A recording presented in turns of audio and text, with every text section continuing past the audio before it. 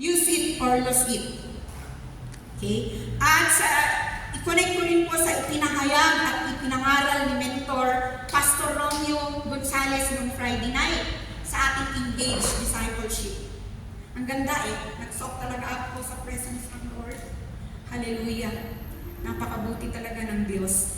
Can we get our Bible? Matthew chapter 25 verse 15. Pakiano po doon.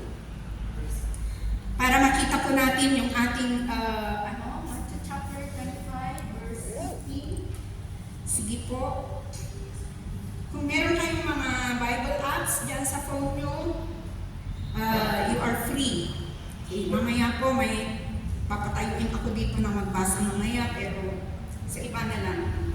Sa ibang Okay. Lalapit tayo.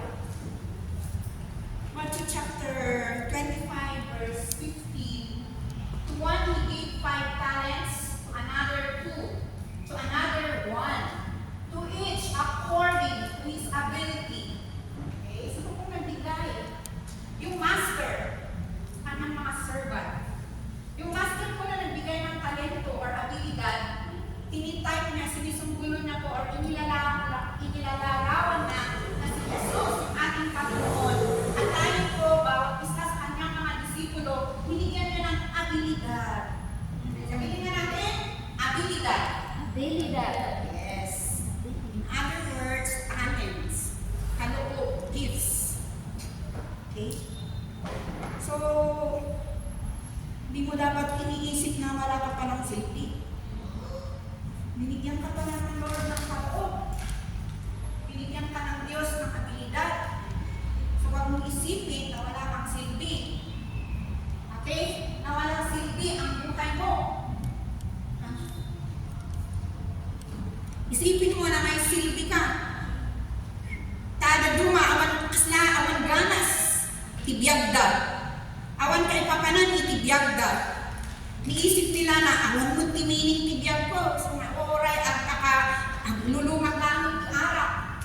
So, oray mo nakadaw-angit, oray mo nakatigtikos, kung mo lang serserbi, tibiyag ko. There's no meaning in my life. Talaga naman, walang meaning ang buhay mo kung wala ang Panginoong Yesus na naghahari sa puso mo. Amen. Kung hindi si Jesus ang pinaghari mo at naging Panginoon sa puso mo, wala naman talagang silbi ang buhay mo. Totoo ko yan. Sinaranasan mo po. At saka sabi na sa Bible, biblical. Sabi ng mundo, life begins at 40.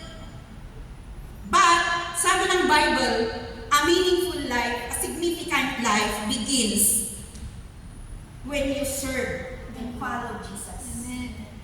Do you believe? Yes. Isa lang, nag-yes. Ano pa ka natin yung nag-yes? Praise God. So, sabi nga meron kang abilidad, meron kang kaloob. And when you begin to use that, when you begin to serve and follow Jesus, life is exciting. In fact, the Bible says you are a masterpiece. Sabihin mo nga, I am a masterpiece. I am a masterpiece. Sa Bible. Ano ang masterpiece? Grabe naman. Lumalang ng langit at lupa. Siya ang lumalang sa'yo. At kagilagilalas ang paglalang niya sa'yo.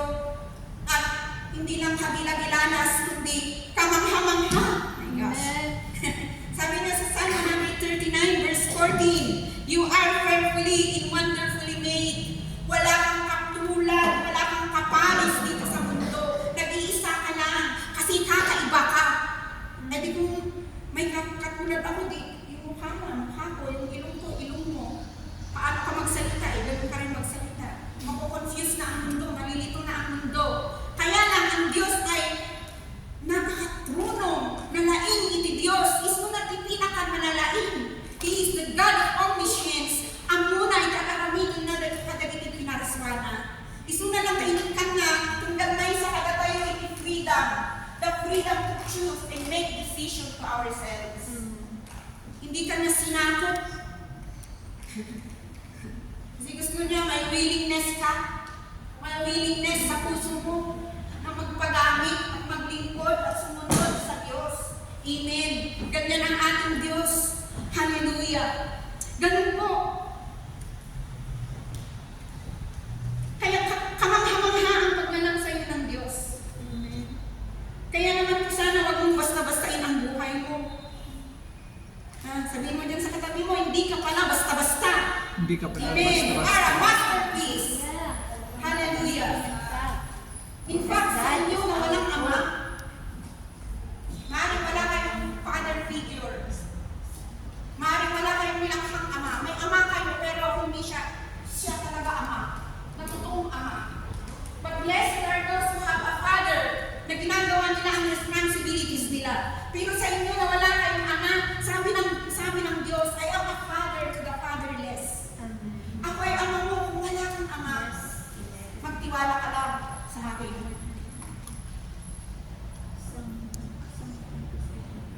He is your father. In fact, nung binasa ko ang salita ng Diyos, doon ko nakita yung pag-ibig ng Diyos. Nakakaiba. Na siyang talagang hinipon niya ang puso ko. Because people are looking for love in the wrong people, in the wrong place.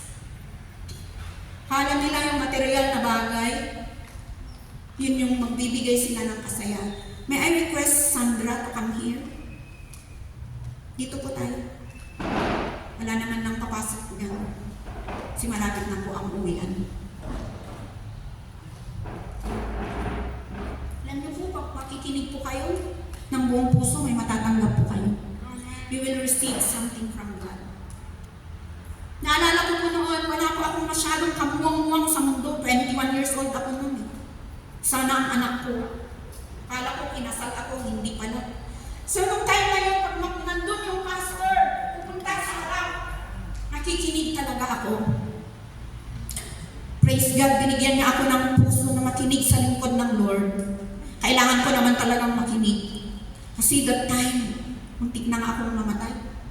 Buti na nga lang, sa grasya ng Lord, extend pa niya ang buhay ko. At nung time na yun, wala akong may pagmamalaki. Wala akong makain, wala kaming bahay, wala sa lahat. Zero. Nakilala ko ang Panginoon na siya ay mabuti. At hindi po masama. At in fact, napakasama ng buhay ng walang Panginoong Hesus sa puso niya. So, nung time na kayo, kung wala kayong ama, why don't you call in God? Why don't you talk to your Father in heaven?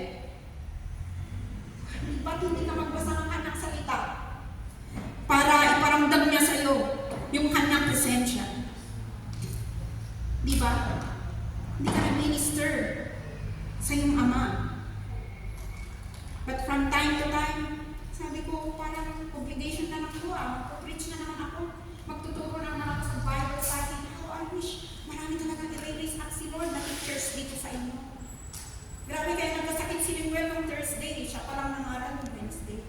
Alisin nyo na po kami sa prayer meeting, sa inyo na lang po yun, kaya nyo yun. Basta palagi kayong magtuturo, ni-bless kayo ni Lord. Sa mga elders ko natin dito sa church. Nagkasakit siya kasi sobra-sobra, Monday to buti na lang, nagpunta kami dito. So, tulungan po tayo. Okay. Sayang naman yung gift na nasa atin pag hindi natin gamitin. And I believe na Diyos, sabi niya para, binigay na yung abilidad, binigay na yan sa atin. Sa Romans chapter 12, verse 4 to 9, tingnan po natin yung mga iba't ibang kaloob dito. The gift of prophecy, the gift of leadership, the gift to exhort, with courage, ng hinina. Hindi yung punta ka doon para mag-chismis, kundi courage mo siya. Sabi ko, ano bang Jesus, mahal ka? Kahit anong ginawa mo kasalanan. First John 1:9, magbabawi ka lang. Ako magbabawa ka ng hindi ako pag-ibig ka. Kung nakita na nga sa puso, kamot na, ang magbabawi ka, kawanan na ka. Tulungan na kapay, tulungan na kapay, simbaliwan na kakas din. Isaw kayo na mag-encourage kayo, mag-isuro, itutog ng mga tao. Kasi ano lagi ti Kristiyano, ang tagal-tagal na nilang mananampalataya, pakati po yung salvation, hindi man nila share sa mga anak nila, sa mga apo nila, o sa mga kapitbahay nila. I'm challenging you. 3 years na po itong church natin. Kasi ang gusto ng Lord, buhay ang church. Lahat ng kaloob na ibinigay sa atin ng Diyos, magagamit natin. Amen. Hallelujah. Para sa kanyang kapulihan.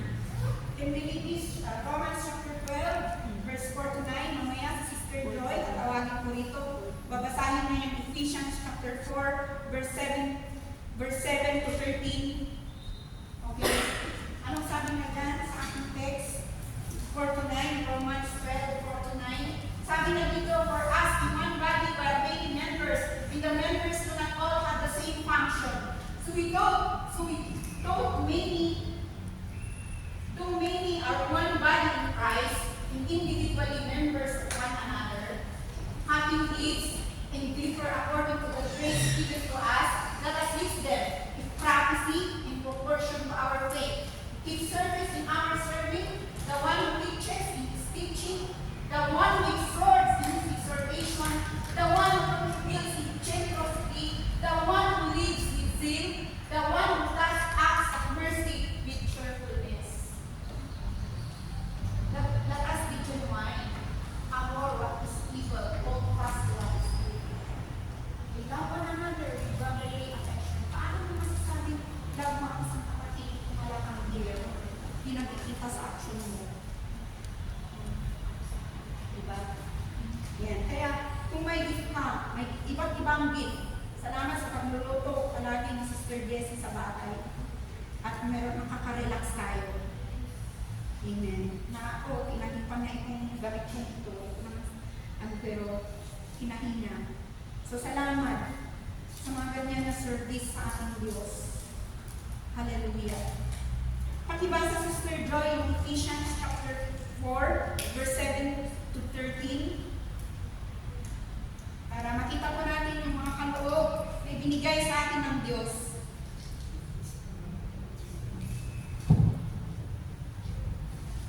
Ang sabi dito sa Ephesians 4, verse 7 to 13, ang bawat isa sa atin nakatanggap ng tanging kaloob ayon sa sukat na ibinigay ni Kristo. Ganito ang sinasabi ng kasulatan. Nang umakyat siya sa kalangitan, nagdala siya ng maraming bihag at nagbigay ng mga kaloob sa mga tao. Anong ibig sabihin ng umakyat siya? Ang ibig sabihin niyan ay bumaba muna siya sa mga kailalimang bahagi ng lupa. Ang bumaba ay siya rin namang umakyat sa kaitaasan ng kalangitan upang magkaroon ng kanyang presensya ang lahat ng nilikha. At binigyan niya ang ilan ng kaloob upang maging mga apostol. Ang iba naman ay mga propeta, ang iba ay evangelista, at ang iba ay pastor at guro. Ginawa niya ito upang ihanda sa paglilingkod ng lahat ng mga banal para sa ikakitibay ng katawan ng Kristo, ang Iglesia. Hanggang makamtan natin ng nag-iisang pananampalataya, pagkakilala sa anak ng Diyos, at maging ganap ang ating pagkatao ayon sa pagiging ganap ni Kristo. Amen. Praise God. Salamat dyan. Binigay niya, yun, mga kaloob na yun. The fivefold leaders in the church is teacher, prophet, apostle, teacher, and apostle, prophet, teacher, pastor, and prophet. Upang maihanda sa paglilingkod ang lahat ng banal. Ang ganda. May mga gifts of teaching tayo, prophecy, why don't you use it? At saka kung hindi nyo alam yung gift nyo, itanong nyo sa Lord. Paano ko malalaman? Hindi ka naman nagbabasa ng salita ng Diyos. Paano ko malalaman? Late ka nang pumunta ng church. How can you use the gift that God has given you? Hindi wala ka ng communion sa Diyos. Patawarin tayo ng Lord. Magsisinuntunan ko tayo bago bumalik ang Panginoong Jesus. Bawat isa ay may kaloob, may abilidad na binigay ng Diyos. Hindi mo naman kung yung abilidad na ibinigay na sa iyo ng Diyos ay hindi mo gagamitin. No? At sabi nga para matibay ang iglesia. Kasi ang iglesia na hindi ginagamit, tayo yung iglesia, tayo yung katawan ni Kristo. Kung ikaw hindi mo ginagamit ang kaloob ng Diyos sa iyo, madali kang masira. Hindi ka matatag. and you disobey the Lord. Na hindi lang pala pastor at church worker ang maglilingkod, but the church, all of us, the talents and abilities that God has given us will be used for God's glory. Para lumago po ang church, para po hindi mahirapan ang mga worker ng Diyos. Because teacher is to give information into nourish the souls. Kasi pag hindi ikaw may pang teacher, tapos hindi mo ginawa na magturo sa mga tao, sa mga tao na dinadala dito ng Lord, ang church po ay malnourished. Madali po silang manghina, at kapag dumating ang pana ng kaaway sa kanila, wala na. Kaya nga kung ano po yung gift sa atin, ibigay natin. Let us use for the glory of God, para ang ating church ay lalago. Ang sarap naman na makita na lahat tayo nagpapagamit sa Diyos. Because God gave us 24 hours a day. Hallelujah. Praise God. Yung sabi nga ni Pastor Romeo nung last Friday, nasabi niya there are Christians who just come to the church, consumers lang sila, kung ano yung naibibigay ng church, sige po, sipsipin, kunin. Pero hindi po tayo ganon. Kasi may ibinigay po sa atin ng Diyos. May ibinigay po siya sa atin. If it's a gift of giving, you do it liberally. Amen. At kapag ibinigay para sa kapatid na yon, ibigay mo na honest sa iyong puso. Pinag-usapan na natin dito. Yung mga naka-envelope na para doon, ibigay ko doon. Let us have integrity at may katapatan sa ating puso. Para pag nakita ng Diyos, grabe ang church na ito. They are honest. They love one another. Nagtutulungan sila. Lahat ng mga kaloob nila, binibigay nila sa atin. Ang Diyos po ay mapapaano natin, mapapasaya natin. Hallelujah. And we will complement each other. We will not compete with each other, but we will complement each other. And sabi nga, you will make the most of it. Sa mga abilidad na ibinigay sa iyo ng Diyos, you will make the most of it. Gamitin mo ang kaloob na yan ay pinagkatiwala sa iyo ng Diyos. Dahil you are developed, you are going to develop the gifts. Palalaguin mo yan. Amen. And sa pamamagitan ng pag-meditate mo ng Word of God, sa pamamagitan ng devotion, pag makinig ka sa Diyos, God will increase your abilities, the power from on high that He will give upon you. And He will increase your wisdom. Your personality is being developed. And of course, when you use that gift na ibinigay sa iyo ng Diyos, abilidad, wala ito sa bata, hindi natin pinag-uusapan ng bata, because sa spiritual, walang maganda, walang bata sa paglilingkod at paggamit ng mga kaloob na ibinigay sa atin ng Diyos. Ang sabi ka, kung gamitin mo yan sa kapurihan ng Diyos, you obey God, and you will be blessed. Hallelujah. Purihin ng Diyos. Hallelujah. Ano man yan? Ano man yan na maliit na kaloob? Minsan ang tingin mo maliit. Minsan ang tingin mo hindi tama. Hindi kasya. Tinignan ko rin yan sa sarili ko. Sabi ko, I am inadequate. Hindi po kasya or hindi ako, ano ito, kasi grabe yung pinapagawa mo, Lord.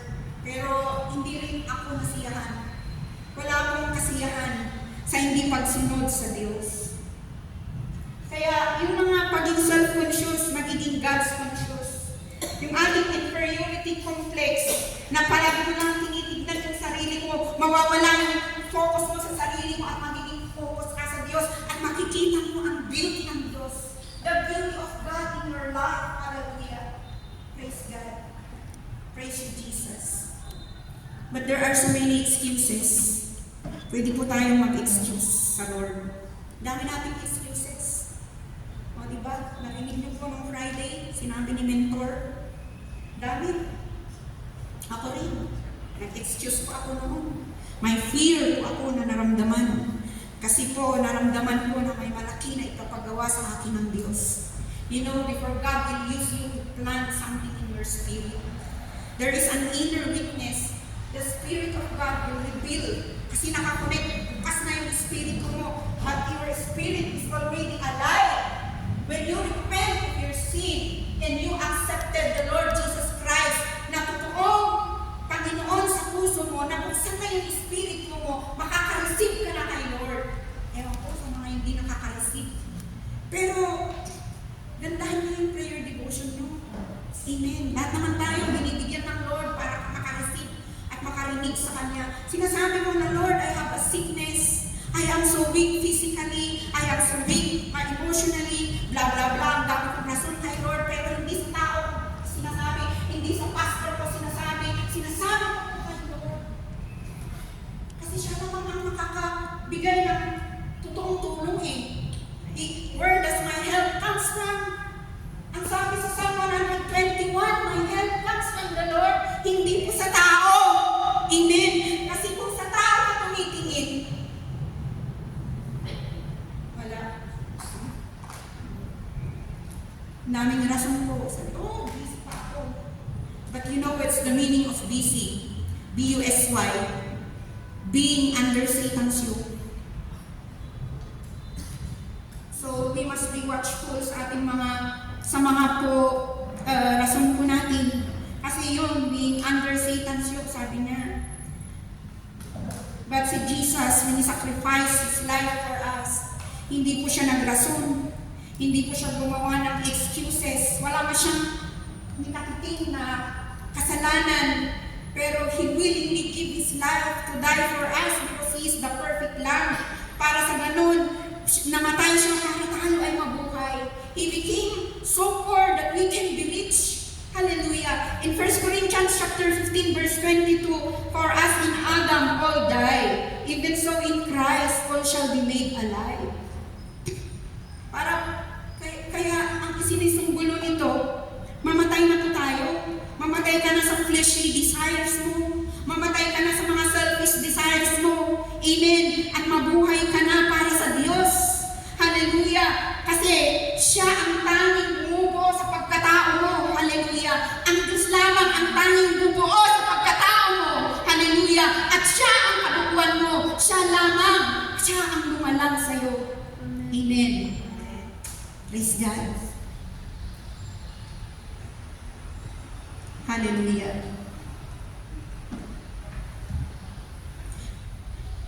Na ngayon ko naintindihan, nung nakinig po ako kay mentor nung Friday, ang Diyos pala natin ay siya pala yung walang panama yung mga fashion designer dyan, mga magagaling designer sila sa mga damit, coat, ng mga artista, ng mga matataas na tao ng ating alta sosyedad, mga politika, wala palang panama sila kasi ang totoong designer si Jesus, si God. He holds the design. He has a design in your life. Kaya nga, very unique ang pagkalalang na siya sa'yo. He has a design for you. God designed for you greater things. At para ang buhay mo ay may kasaganaan at mapuspos ang buhay mo. Isa sa mga purpose ng Diyos sa'yo ay ang paglingkuran siya. So that you will be fulfilled and satisfied. Tapno magtibiyag mo, tapno ma-fulfill itibiyag mo, katiplano itibiyag, itiplano ti Diyos, itibiyag mo nga may sakit agserbi ka kanya na, paglingkuran mo siya. And each of us has a purpose in this life. Kaya nga may kwenta ang ating buhay, may kwenta ang buhay mo. So give your very best to fulfill your purpose in your calling unto the Lord. Live a life of purpose. Do not just exist. Because God designed your life na ikaw ay overcomer. At ikaw ay dinisinyo sa mga malalaking bagay.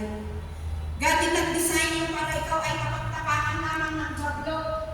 Hindi ka dinisinyo ng Diyos para ikaw ay magkasala, ikaw ay magbilanggo sa addiction ko, sa cellphone, ikaw ay ma-addict sa email, at ano pang addiction dito sa mundo. Ma-addict sa, mga nakaka-addict dyan.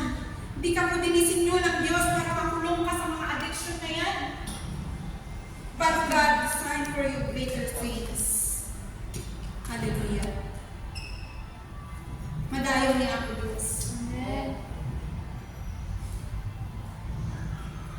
Kasi hindi ka din dinisinyo ng Diyos para paulit-ulit na magkasala at maging mahina na lang.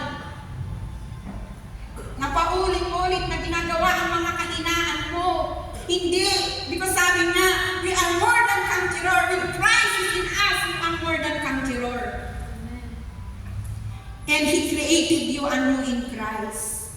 And you will do great things for His glory. Eh kung ikaw, halimbawa, ikaw po, binigyan ka ng Diyos ng opportunity because each one of us, God is giving us opportunity to serve Him so that we can use those abilities and gifts that He has given us.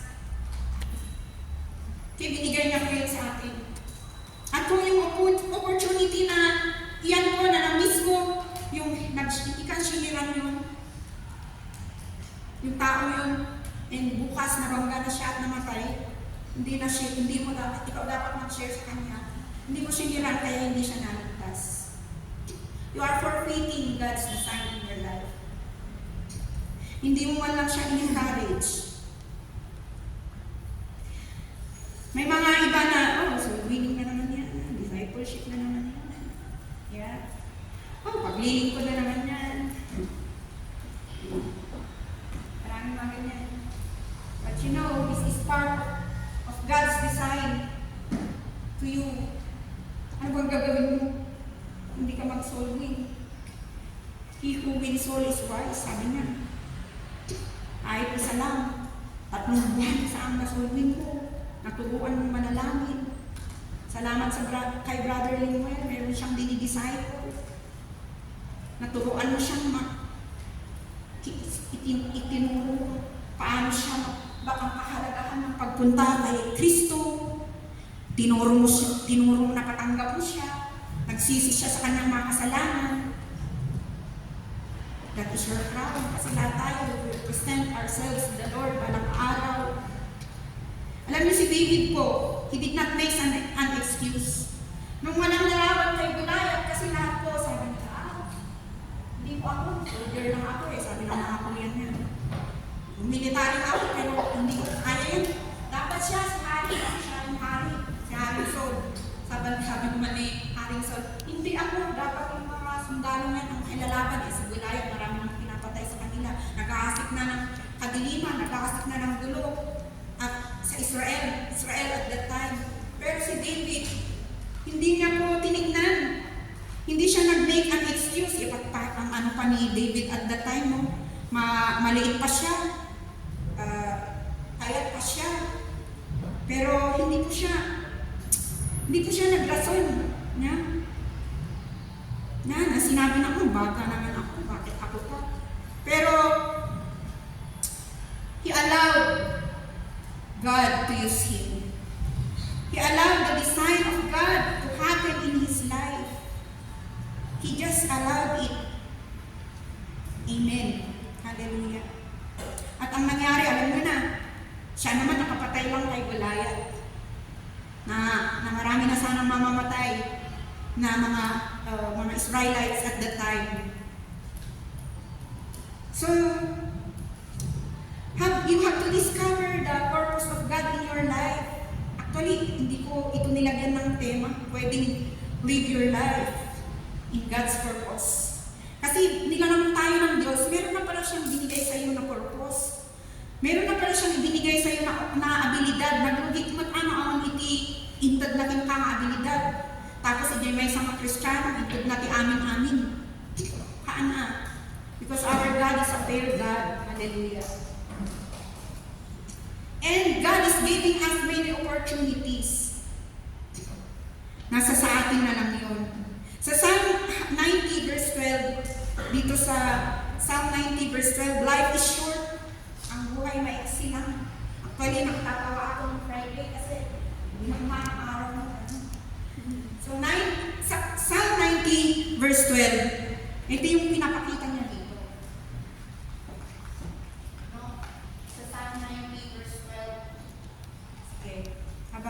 Habang hinahanap mo yan, o tahimik na tahimik kayo.